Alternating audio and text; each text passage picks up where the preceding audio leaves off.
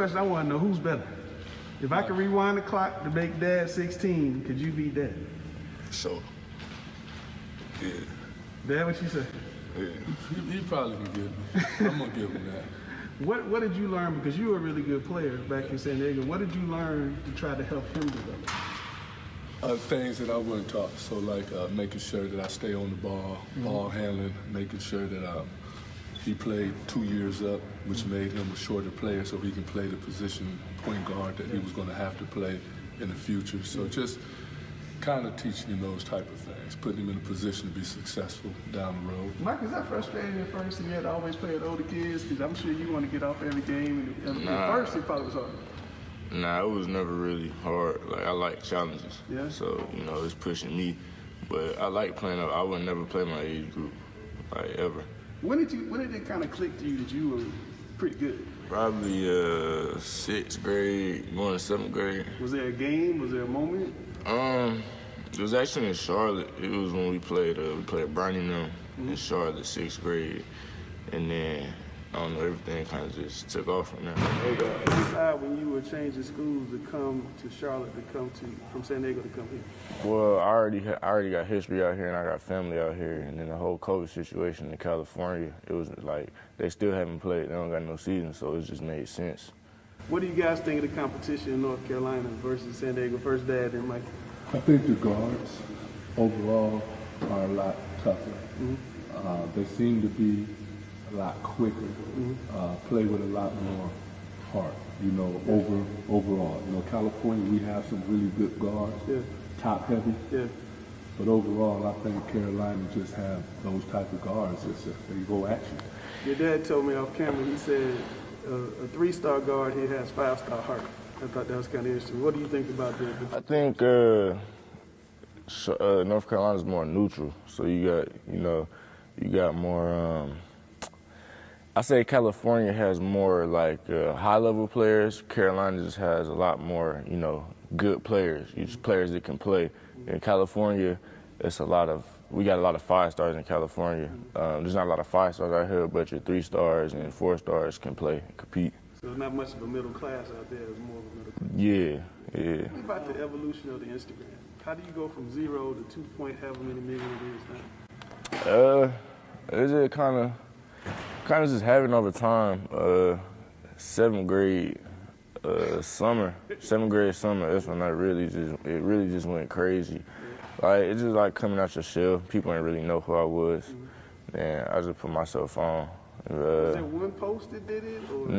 Nah, I was just here, and when I played here with the Blue Chips, and then in Vegas, in like 2 weeks, I gained like 300,000 followers. And ever since then, people just, you feel me, like been on me. I always say that there's waves, so people gonna ride whatever wave the next wave is. So that's when, you know, I was the wave, and then, you know, now someone else might be the wave, but people like riding waves. People like knowing what's new.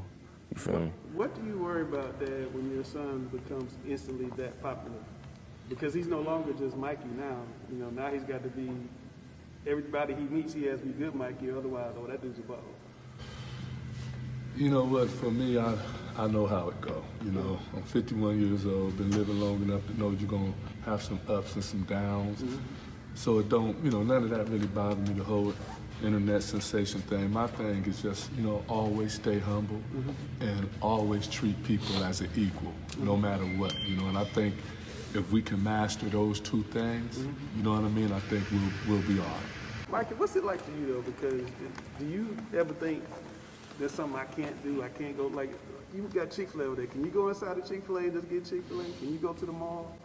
I mean, it's hard. Like, sometimes I won't, just because I don't really like everybody looking at me all the time. Like, I don't really like all the attention all the time, so I just really be low-key. But if I want to go, like, pop out to the mall, I make sure I got my boys with me. You feel me?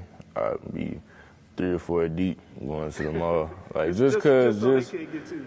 Right, just so they, you feel me, I got people with me, you know, people to know, like, how this goes and stuff like that. But, I mean, I be at the mall, I just got to pick, like, certain times that I want to go. Like, I go when nobody's really there.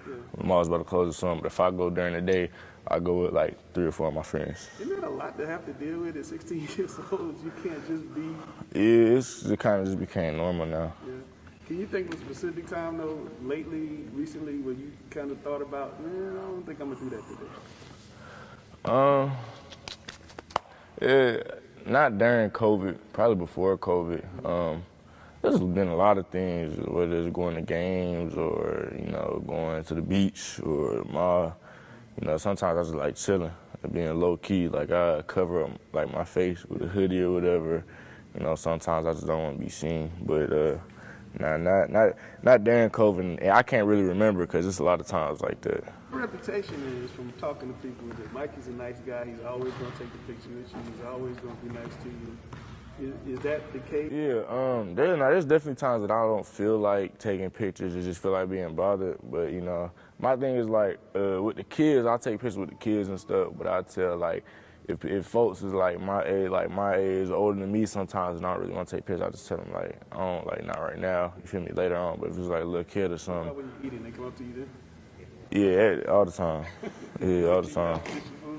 Yeah, nah, never. I was talking to your dad about the overtime league. They're going to take high school kids, pay them a lot of money next September and play. And they said Mikey Williams is our #1 target. Would Mikey Williams be interested in that? And you comment too, would you be interested in doing such a thing? I mean, I ain't even know nothing about it. When it came out, it was just, I didn't know what was going on. So I was like, oh, okay, like, I'm clueless, so I still don't know what's going on with that. But I ain't talked to nobody yet or nothing. So as of right now, I'm just focused on the season. We're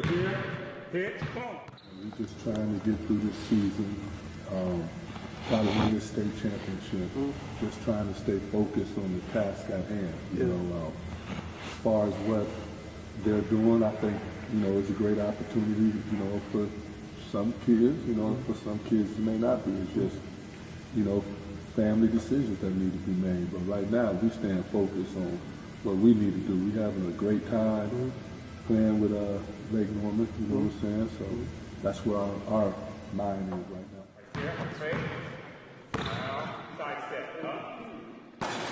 Mikey, do you want to go to college, or would you prefer to go to the G League or straight to the NBA if that's available to you? I mean, college is the next step. Like, as of right now, ain't no rules changing nothing. So, I mean, just take it year by year. So you would choose college over doing the G League type of thing in California? As of right now, I'm not really sure, but, I got a good relationship with a few college coaches, so I'm not overlooking nothing. I don't know what's next. I just take it year by year, step by step. You put out your top 10 list. Is that still the same as it changed? I mean, there's more people that offer me, so it's still the same, but yeah, it's still the same. I got a few more offers. Like who? LSU offered, Nevada offered. I think those are the only 2 that's offered since I cut my list down. You got a lot of HBCUs on your list. Would Right. you really think about going to HBCU? Or do you know what you could do at HBCU? Yeah, for sure. Yeah, I'm definitely thinking about going to HBCU. Even if something were to happen to where I had a better opportunity, to provide for me and my family, I'm still going to do something for HBCUs, whether that's investing, or it's just investing in HBCU, sponsoring HBCU. Like, I'm going to be tied in with them for sure. But how do you have to work to be as good as Mikey Williams? What does it take? I mean, everybody just can't run on the court and do what you do. It's just hard work, but a lot of it is it's just God's gift. Like, I've seen people that probably work just as hard as me, and they just don't got, the gift. So, like, I've seen it some of my friends, some people I play with, but I think a lot of it is just a God-given gift. But you still got to work hard. Like, work shows, for sure. What you've been given. Nah, not at all. How far do you think you can go with it? I think I got definitely NBA. That's my goal. I want to be one of the greatest players to play. So, I know I can get there. I just got to keep working. Tuesday, the game that people in North Carolina want to see all year is Combine, Lake Norman Christian. You guys are going to play Tuesday. Obviously, you and Robert Dillon are going to be on the masthead. What is that matchup going to be like for you? Have you guys played before? That's going to be fun. Yeah, we played in NYBL like a few years ago in middle school, but it's definitely going to be fun. I'm looking forward to it. What do you expect? High-scoring game, a lot of big plays being made, just competing. What is every game you play? the other guy is coming at you like, you know, it's the end of his like his big chance, right? Like you're his Super Bowl. How do you match that energy night in, night out? And how do you deal with everybody in the crowd? Some of them probably for you, but a lot of them against you. I just be me, you know, like